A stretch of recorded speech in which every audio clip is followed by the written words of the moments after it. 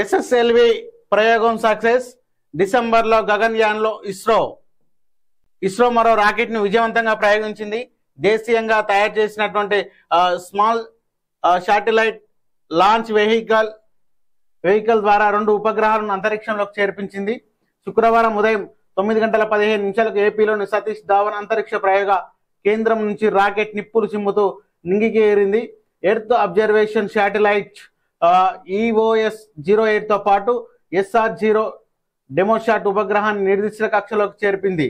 కాగా గగన్యాన్ ఇస్రో ప్రాజెక్టు భాగంగా తొలి మిషన్ ఈ ఏడాది డిసెంబర్లో చేపట్టినట్లు ఇస్రో చైర్మన్ సోమనాథ్ శుక్రవారం వెల్లడించారు. ఇస్రో మరొక ప్రయోగం సక్సెస్ చేసిందని చెప్పేసి కూడా ఒక ప్రధాన వార్త చూడొచ్చు మనం. తర్వాత కక్షలోకి EOS ఉపగ్రహం నింగిలోకి తీసుకెళ్తున్న SSLV-D3 వాహన నౌక అని చెప్పేసి ఒక ప్రధాన వార్త చూసుకోవచ్చు.